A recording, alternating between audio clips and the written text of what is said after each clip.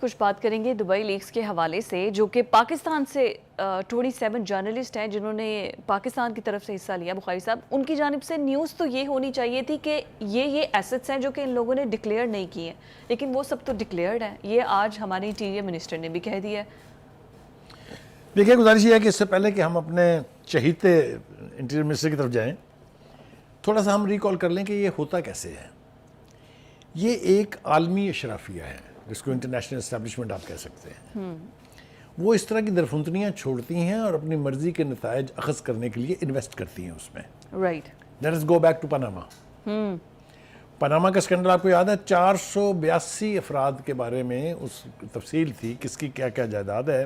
ایک نام اس میں تھا ہی نہیں، اس کا نام ہے نواز شریف، لیکن اس کو اس میں گھیر لیا انہوں نے. اور گھیر کے کیا نکلا؟ بڑی بڑی جے آئی ٹیز بن کے 10 والیوم لکھے گئے اس کے اوپر. دن رات محنت کی اس وقت ہمارے انٹیلیجنس ایجنسیز کے ادارے کے لوگوں نے بہت سارا، تب وہ جا کے اب کمپائل ہوئی تھی، یو نو وٹ آئی مین. تو اس وقت چونکہ نواز شریف صاحب جو ہیں وہ انٹرنیشنل اشرافیہ کے لیے ایکسیپٹیبل نہیں تھے، لہذا ان کو اس طرح فارغ کرایا گیا. دوسری مثال اس کی، یہ جو لیکس اب دبئی لیکس ہوئی ہیں، یہ بھی اسی عالمی اشرافیہ کی کارستانی ہے. کیوں؟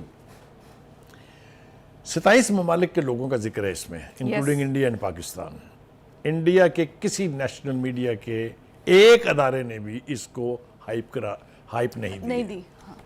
باقی کے 25 ممالک میں اس کا میڈیا میں کہیں ذکر تک نہیں ہے. صرف پاکستان میں اس کے اوپر جو ہے وہ شور ہوگا اور ہائپ جو ہے وہ کریٹ دے دی گئی ہے، جیسا کہ میں نے پاناما کا ذکر آپ کو کیا. اچھا جی، اب اس کے بارے میں ہم نے تھوڑا سا انویسٹیگیٹ کرنے کی کوشش کی. ہمارے جو کورسپونڈنٹ ہیں لندن میں، ان سے بھی ہم نے رابطہ کیا، تو انہوں نے جو کہانی ہمیں سنائی وہ تو کمپریہنڈیبل ہی نہیں ہے. انہوں نے تو یہاں تک بتا دیا ہے کہ یہ ایک ذات شریف ہیں لندن میں ہی جو اس قسم کی چیزوں کو سپانسر کرتی ہیں، سٹنگ گورنمنٹ کو یا اس سے پہلے جو انٹرم گورنمنٹ ہے ان کے لوگوں کو ذل و خوار کرنے کے لیے. رائٹ. ٹھیک ہے، میں نے ان سے کہا ہے کہ ذرا تھوڑی سی پروب کریں، ود ایویڈنس مجھے لا کے دیں، ہم اس کو اپنے چینل پہ بھی چلائیں گے اور ہم اس کو اپنی ویب سائٹس پر بھی ڈالیں گے. رائٹ. اچھا جی، اب وہ کرتے کیا ہے؟ جنرلائز ٹرم میں نام لے دیے ہیں، ان کی پراپرٹیز ہے. رائٹ. ہاں. اب پاکستان کے کانٹیکس میں جب آپ کسی کی پراپرٹیز کا یا اثاثوں کا ذکر کرتے ہیں تو اسیوم کر لیا جاتا ہے کہ یہ غیر قانونی ذرائع سے بنائے گئے ہیں. اب آ جائیں محسن نقوی صاحب کی پریس کانفرنس میں. ان کے پریس کے 2 بنیادی مقصد ہیں. ایک انہوں نے کہا کہ میں چند سال بھی نہیں ہے بلکہ 2 سال پہلے تک کسی سرکاری عہدے پر نہیں تھا، اور یہ میری ساری جائیداد جو ہے اس سے بہت پہلے کی ہے. جو میری بیگم کے نام پر ہے وہ انہیں اپنے آبائی اثاثوں میں سے ملی تھی. جو میری ہے وہ صرف میں نے اپنے پیسوں سے خریدی. میں نے جہاں میرا دل کرے گا میں انویسٹ کروں گا. آپ ایک سوال اٹھا سکتے تھے کہ جناب کیا آپ نے ان کو ڈکلیئر کیا ہے؟ ڈکلیئر تھی. کیا آپ نے یہ اپنے جینون کمائی سے جینون پیسوں سے خریدی ہے؟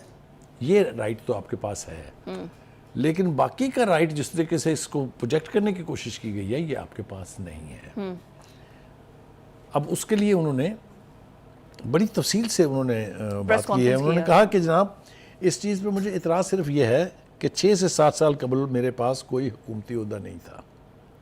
ہاں آپ یہ کہہ سکتے ہیں کہ یہ جائیداد میں نے ظاہر نہیں کی، یا یہ ناجائز پیسوں سے بنائی گئی. یہ سب کوشچنز مارک. ان چیزوں کو سبسٹینشیٹ کرنے کے لیے آپ کے پاس کچھ نہیں ہے.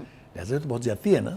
وہ اس زیادتی کو کانٹیکس کر رہے تھے، یعنی اس کو چیلنج کر رہے تھے کہ بھائی آپ کے پاس اختیار ہے لیکن لامحدود نہیں ہے، آپ کسی کی بھی چاہیں تو پاتہ نہیں لا سکتے. وہ یہ کہتے ہیں کہ انفارچونیٹلی پاکستان میں یہ ہے کہ کوئی بھی بزنس مین ذرا سی ترقی کرے تو یہ اسیوم کر لیا جاتا ہے کہ اس کی جائیداد جو ہے وہ جینون نہیں ہے، یہ کسی نہ کسی گھپلے کے نتیجے میں یا کسی نہ کسی ناجائز طریقے سے حاصل کردہ پیسوں سے بنی ہے. اب یہ تو بڑی زیادتی ہے. انہوں نے کہا کہ میں پاکستانی شہری ہوں، میرے پاس جتنی میری جینون کمائی ہے میں فری ہوں کہ میں نے اس کو پاکستان میں انویسٹ کرنا ہے یا میں نے باہر انویسٹ کرنا ہے. کوئی پاکستان کا قانون روک سکتا ہے آپ کو اس سے؟ Absolutely not. As long as you have got the genuine money.